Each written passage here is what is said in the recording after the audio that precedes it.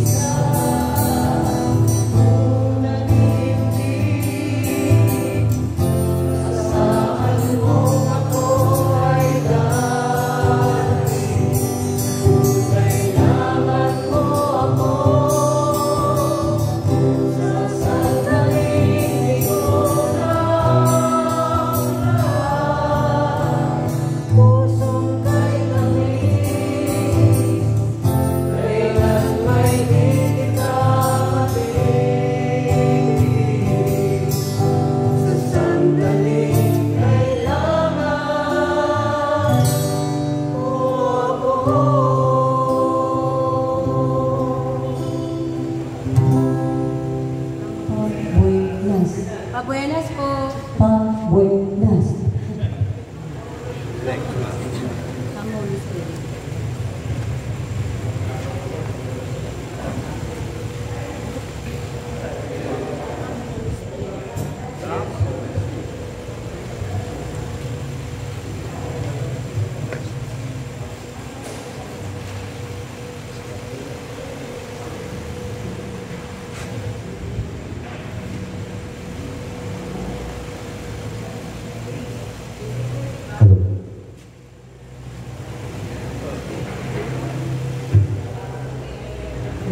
Hello.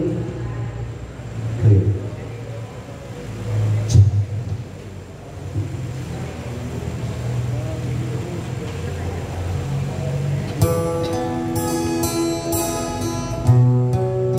Sipain niyo tayo lahat.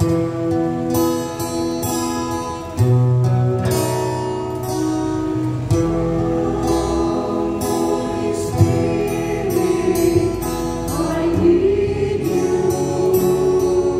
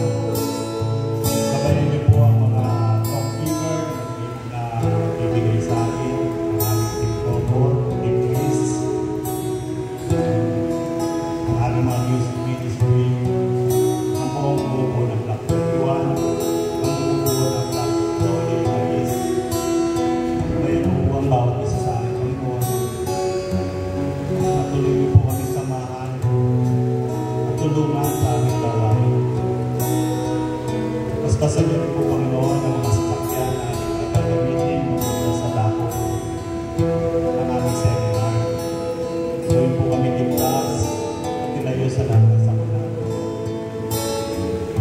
Ikaw na po, Panginoon, bahala mamunod. Layo po kami sa mga bigat na sulong ng Panginoon. Layo po kami, Panginoon, sa mga balakid na maranas sa mga seminar na ganito. Nainawa po, Panginoon, ang magbigay sa amin ng banal na Espiritu at basbasan. Ito kami, magawa namin ito at tama tayo sa iyong kalooban, sa iyong paningin. Maraming salamat po, Panginoon. Papuri po sa iyo sa salamat. Amen. Amen.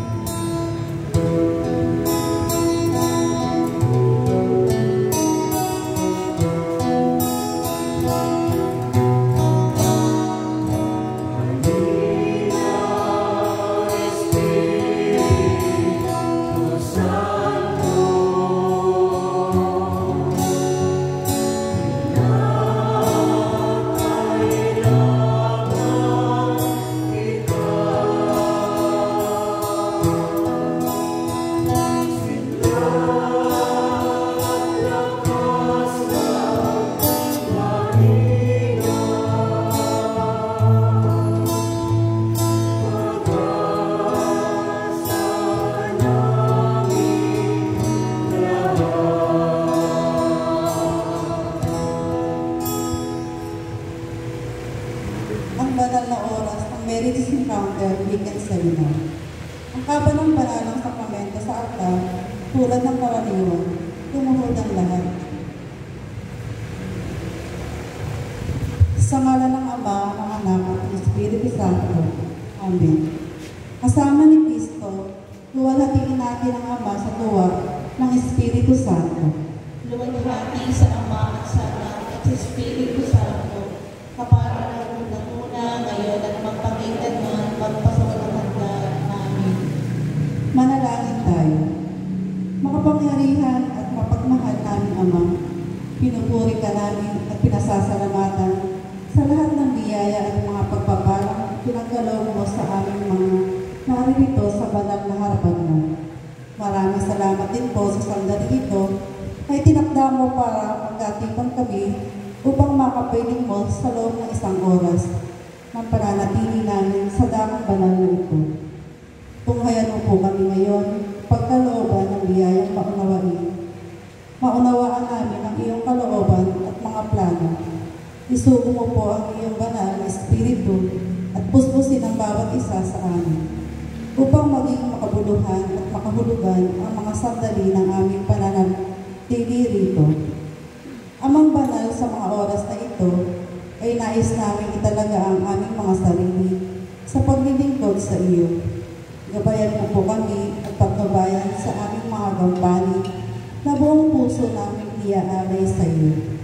Kasihan mo po nawa ang tagumpay ng bawat gawain aming isasagawa na naaayon sa kalooban mo. Panginoong Jesus, aming Hari at tagapagligtas, pangunahan mo po kami sa paglilingkod na aming gagawin. Tinataas po namin sa iyo, Panginoon, ang aming kura paroko, si Reverend Father Dennis Pascual, at lahat ng mga namumuno sa aming Paris Pastoral Council.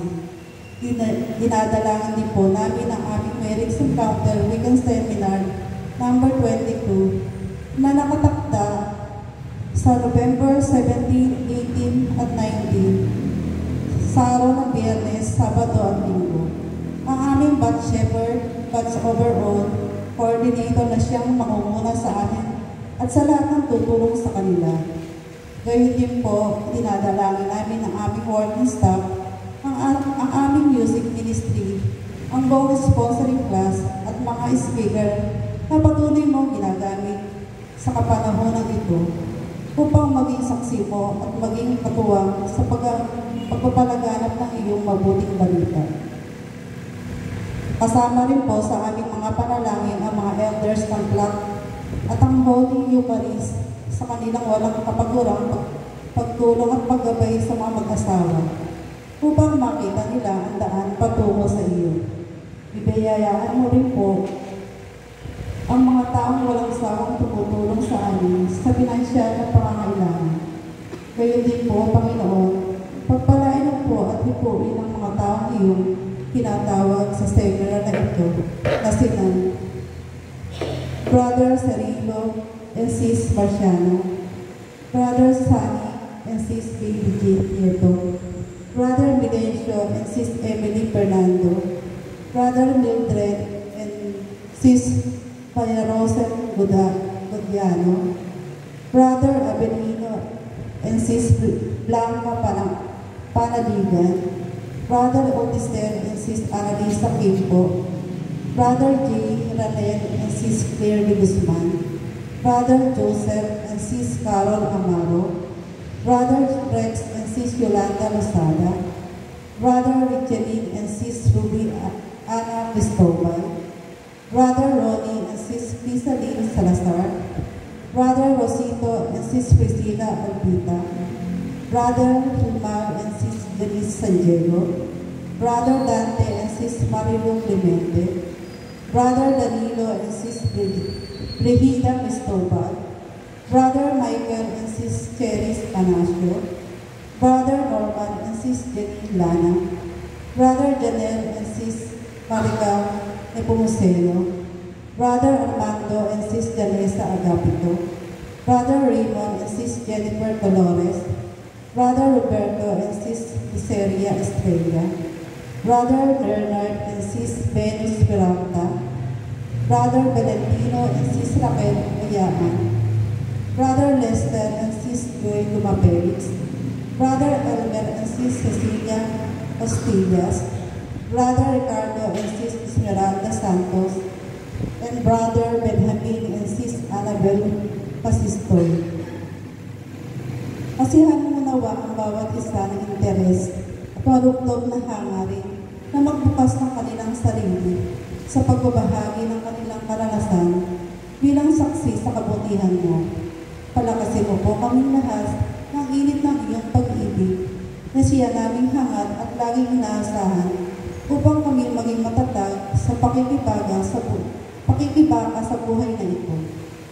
O Espiritong Banal, tanglaw at liwanag ng mga mananampalatayang Katoliko, lukuban mo po kami ng iyong kapangyarihan at kabanalan upang magtagumpay namin maitaguyod ang kabutihan laban sa lakas ng kasamaan.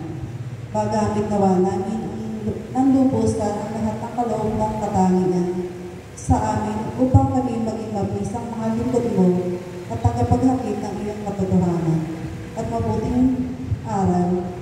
Punuin mo ang iyong biyaya, kaming mga manawagan sa iyong pagtubay, at akayin mo kami sa kaligtasan at pagkakaisa sa ilang simbahan, sa aming parokya at sa aming tahanan.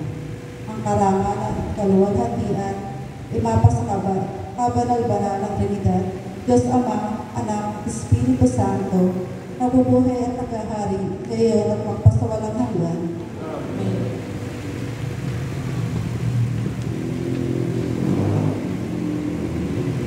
Ang kadakilaan ng Diyos at karangalan ng tao.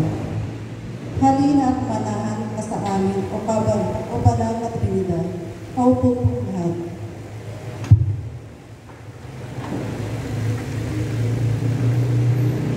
Ikaw, O Yahweh, Panginoon namin, laganap sa lupa ang iyong unibig at hanggang sa langit, laging pupurihin. Awitin namin yung mga bata na wala pang malay at sariling diwa. Pag-imog na mo, ikaw ay naghanda laban sa kaaway at lamang masama. Ang likha mong langit kung aking pagmasdan, pati mga tala, bituin at buwan. Ano nga ang tao upang iyong alalahanin, ay ano nga masukat mong kalinawin. Ilikha mo siya na halos kapantay na iyong linimdik at kadakilaan. Pinamahala mo sa buong daigdig sa lahat ng bagay, malaki at maliit. Mga baka at tupa, hayop na mabangis, at lahat ng ibong nasa himpapawid, at maging sa isda sa ilalim ng tubig. Buong daigdig, ikaw, Yahweh namin, ang banal mong ngalan ay Luwalhati sa Ama, sa Anak, at sa Espiritu Santo, na para noong unang-una, ngayon at pagpakailanman, magpasawalang hanggan. Amen. Halina at manahan ka sa amin, banal na Trinidad. Manalangin tayo, o Amang pagmahal. Salamat sa paghirang mo sa amin bilang iyong mga anak. Iniaalay namin ang aming mga sarili sa pagtitiwalang tutulungan mo kami magampanan ang iyong kalooban bilang iyong bayang banal. Alang-alang kay Jesucristo ang aming Panginoon. Amen.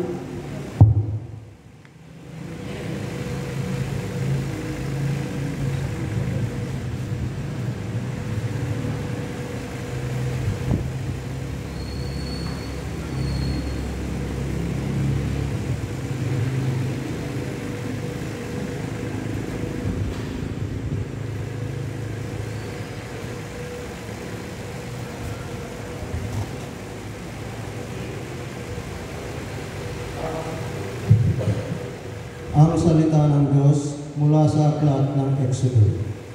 Kaya ito ang sabihin mo sa mga Israelita, ako si Yahweh, nililigtas ko kayo sa pagpapahirap ng mga Ehipsyo. Ipapadama ko sa kanila ang bigat ng aking kamay.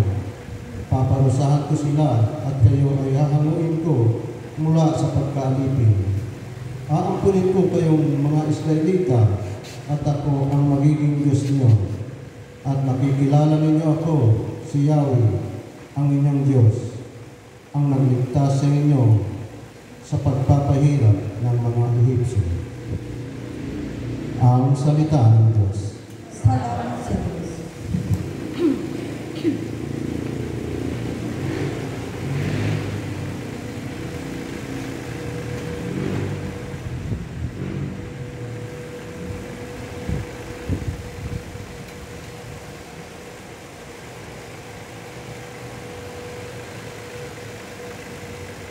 Lumuhod ang lahat. Ang kasalanan ay sumusugat sa puso ni Kristo, nagpapahamak at nagpapababa ng uri ng Kristiyanong nagkasala at tumiling sa katarungan ng Diyos na mapuot at magparusa. Tingin natin sa Panginoon, nakawaan tayong lahat. Gayon din ang lahat ng nagmamalasakit sa ikaliligtas ng kapwa at sa lahat ng mga tumutulong at naglilingkod sa bayan ng Diyos. At sa lahat ng Kristiyano, ipakita rin ang kanyang habag. Panginoon, itunghay mo sa amin ang mga mata mong mahabagin at mapagpatawad. Nadarama namin ang pangingilabot, ang pataraksin namin sa iyo, at ang paglililo ng aming mga kapatid, at lahat ng mga Kristiyano ang pinakatawan namin dito sa harap mo. Huwag mong pagmasdan ang katampalasan ng aming buhay, kundi ang pag-ibig ng aming pinamalas mo sa krus. Dahil sa aming karupukan na di namin sukat maunawaan, dahil sa pagwawalang bahala kung minsan, na di namin alintana ang iyong panawagan. Panginoon, maawa ka. Sa di namin pagsunod agad sa iyong kalooban, sa katamlayan ng loob ng aming pagtahak ng landas, sa aming karuwagan, pinamalas mo kung kami kinukudya at mapagtatawanan. Panginoon, maawa ka. Sa di namin paghahanda sa aming pakikinabang na di karapat-dapat, sa katamaran namin, sa pangungumpisan, sa panghihina ng loob, sa harap ng mga tinisi, sa aming katamaran, sa pagsisimba, sa pananalangin, at sa pagdalaw sa tabernakulo, sa aming pagtalingkod sa mga gawaing banal, sa aming kahinaan, sa pag-apula ng aming masasamang hilig. Panginoon, maawa ka. Sa aming kakulangan ng pananampalataya at kawalan ng sikap sa pagkapapastol, sa kaligtasan ng kapwa, sa aming pagkawalang bahala, sa pag-akit ng mga kaluluwa, sa hindi namin pagtatanggol sa mga karapatan ng iyong kaharian. Panginoon, maawa ka. Dahil sa maraming Kristiyano na tumatawa sa iyo at hindi tumutupad ng kanilang tungkulin kung linggo at pistang pangilin at lumalait sa banal na pangalan mo. Panginoon, maawa ka. Para sa mga nararahuyo sa tawag ng laman, Panginoon,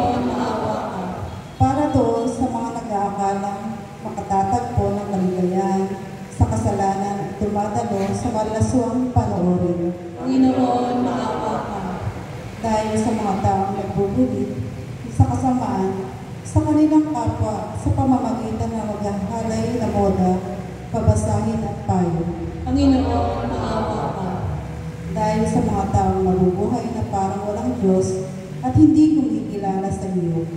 Para sa mga taong inaatupag ipawang puro sa katawang lupa lamang o sa mga bagay na makasaliputan at puro material. Para sa mga taong bulag sa iyong mga biyaya at hindi alintana ang kanilang buhay. Panginoon, maawa ka. Para sa mga kapatid namin na nakikisa sa amin, nagtalaga ng kanilang mga sarili sa paglilingkod sa iyo. Subalit dahil na rin sa likas na kahinaan, ay wala ngayon sa pagtitipong ito. Panginoon, maawa ka. Dahil sa maraming mga bagay na patuloy na maalipin at pumipigil sa amin sa pagtahak sa landas na itinuro mo sa amin. Panginoon, maawa ka.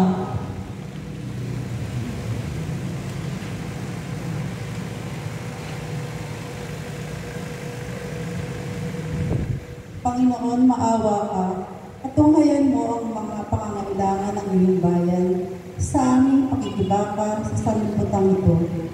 Ilagay mo kami sa iyong mapagkalingang mga kamay at hanguin mo sa aming gustang kalagayan ang mga tiisin sa buhay na pumipigil sa amin upang kami makapagtingkod sa iyo ng lubusan.